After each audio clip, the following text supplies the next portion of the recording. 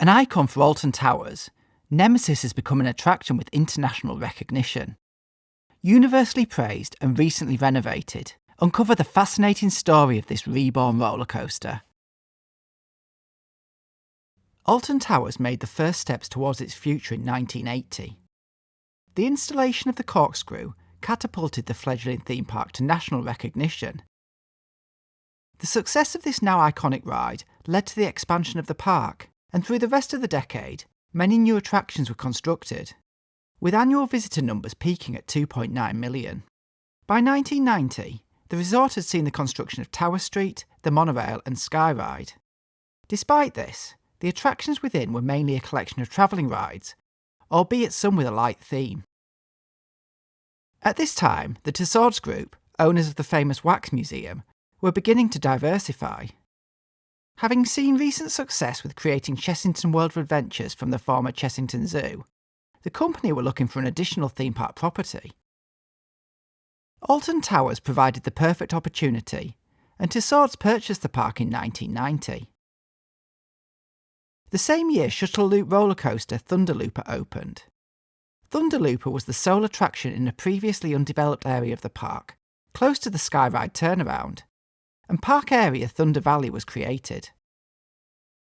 Tussauds ushered in a new era of development, focused on high-quality custom rides, wrapped up in coherent story-led themes.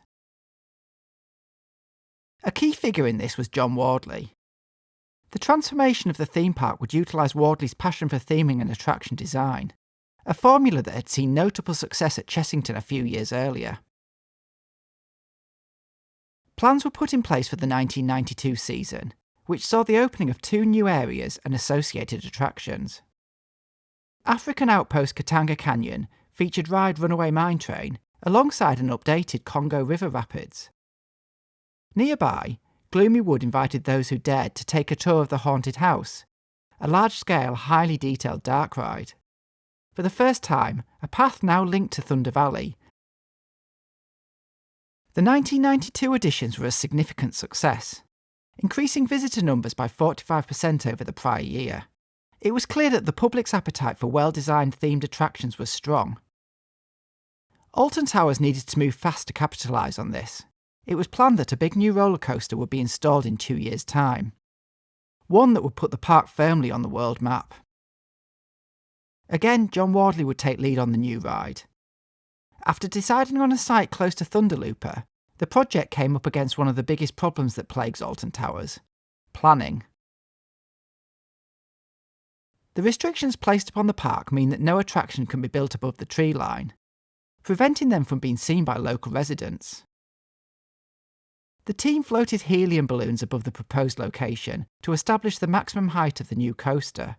It rapidly became clear that what was available would not allow for the creation of a thrilling world-class attraction. It was decided that if they could not build up, they would dig down, excavating a large pit and creating the headroom needed. The roller coaster type had yet to be decided. Having built a relationship with Arrow during the construction of Vampire at Chessington, John Wardley travelled to Utah to ride their newest prototype Pipeline coaster.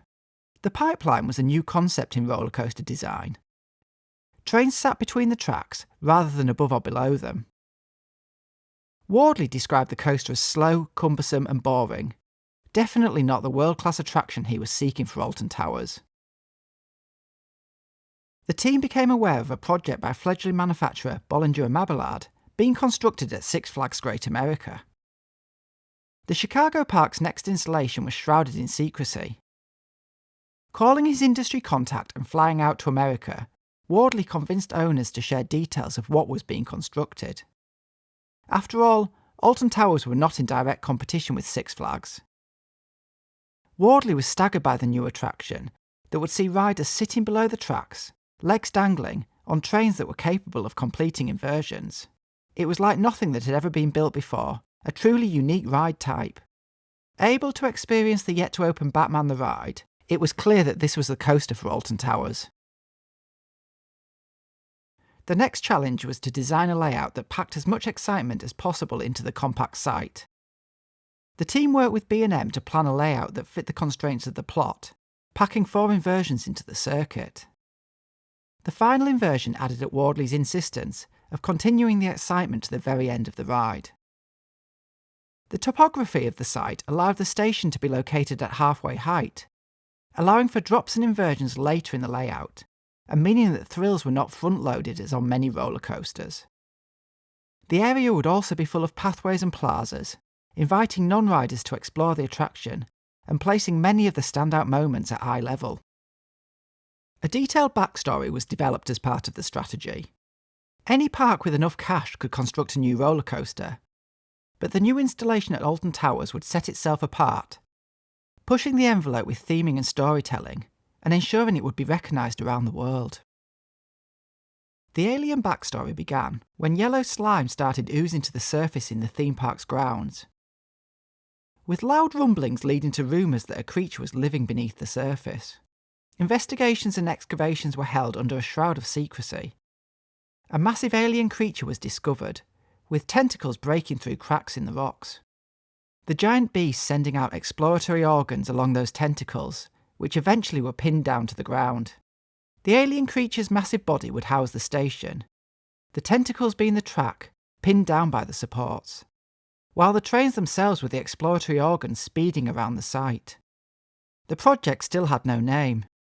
Locked in an office and fueled by alcohol, John Wardley and Nick Varney, the park's marketing director, debated potential options. When they emerged, the name Nemesis was born. Construction in Thunder Valley got underway, with a giant pit appearing next to Thunder Looper. Massive stone walls and rocky gorges being exposed with the use of explosives. The park was secretive about its new addition, and visitors in 1993 had no idea what was to come the next year. The only thing clear, it was going to be big. The surrounding area would be folded into the theme, emulating the two lands created in 1992. Thunder Valley would be transformed into Forbidden Valley, its post-apocalyptic theme shaped by the aliens' destructive force. Excavated rocks would be used to enhance the land, shops and food outlets would complement the narrative, and the now iconic soundtrack would be heard throughout. Alton Towers was determined to make a splash with the new attraction. After spending £5 million on the ride and a similar amount on the pit, a further £5 million was earmarked for the marketing budget. Stating that Nemesis was the world's most intense ride experience, the new roller coaster appeared in adverts, national newspapers, and on multiple primetime television spots. The park wanted Nemesis to be a household name, especially relevant as two other standout coasters were opening the same year. Blackpool Pleasure Beach were opening the Pepsi Max Big One, a ride that would become the tallest roller coaster in the world. While nearby Drayton Manor had constructed Shockwave, the only stand-up roller coaster in the country, Nemesis would have some strong competition. Official opening day arrived, and on March 19, 1994, the new Forbidden Valley welcomed visitors eager to ride Nemesis. After taking a short walk from Gloomy Wood, guests would find themselves in the new land. A landscape filled with standing stones and accompanied by atmospheric music. Heading down a hill and rounding a corner, the Nemesis site would come into view. The massive pit filled with the twisted track of the roller coaster, and in the centre an alien beast. Rivers of blood cascaded over stone walls, and roller coaster trains sped through rocky gorges. Paths crisscrossed the site, providing views of the spectacular ride in action. Joining a queue that circled the edge of the excavations, riders would eventually enter the station itself. Inside, red lighting glowed, and the trains sat ready to take passengers. Trains accommodated 4 across, with 32 riders per vehicle, and guests were secured with comfortable over-the-shoulder restraints. Once dispatched, floors lowered and trains progressed up the lift hill, only reaching a height of 43 feet. At the top, the track dipped downwards, racing around a 180-degree curve to the left and dropping again before entering a corkscrew, the first of the ride's 4 inversions. A dizzying low-to-the-ground helix followed, before riders soared skywards and completed a zero-G roll over the station.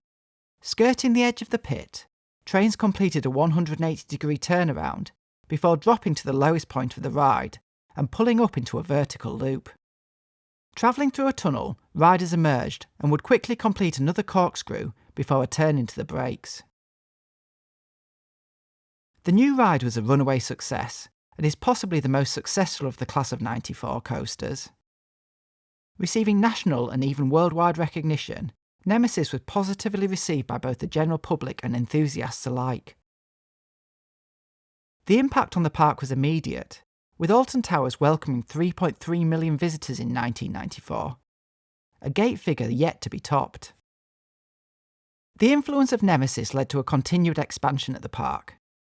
Building on the relationship with B&M, the manufacturer brought 2 more new ride concepts to Alton Towers. Gearing up for the new millennium, 1998 saw Oblivion arrive at the resort. This world's first vertical drop roller coaster again used the formula of immersive theming and associated land, with the creation of X-Sector. 4 years later, Flying Coaster Air was added. Taking up residence close to Nemesis, it would forego the dark theme, instead creating a light and relaxing oasis on the edge of Forbidden Valley. Becoming a brand in its own right, Nemesis inspired 2 spin-off attractions. Thorpe Park installed Nemesis Inferno for 2003, borrowing the name to increase recognition. However, comparisons were inevitably made, with the newer roller coaster being deemed inferior to the original. Nemesis Subterra opened at Alton Towers in 2012. This indoor drop ride attraction built upon the Nemesis theme and the mysterious Phalanx organisation. Understanding the importance that Nemesis had at the park, the resort looked to secure the future of the ride. At the start of 2022, plans emerged indicating that Alton Towers intended to replace the track of the near 30-year-old roller coaster. Over the course of 2023, new track and supports were installed. The replacement black track featuring a striking red vein design. On 16th of March 2024, visitors were welcomed to an updated Forbidden Valley. At the centre, Nemesis Reborn, the classic coaster bearing a new name to go with its new look. The updated storyline built on the original concept, expanding the role of the Phalanx and placing visitors at the mercy of the monster. Additional theming elements were added, as well as an updated route for the attraction's queue. Nemesis Reborn's reception was again positive, with opening day seeing queues in excess of 4 hours. The amended backstory spilled out into the adjacent land once again, with shops and restaurants featuring the new motif. Opening in 1994 and becoming an icon for Alton Towers, Nemesis has thrilled over 50 million riders. Universally praised and internationally admired, recent renovations have secured the attraction's future, ensuring the legend will continue for years to come.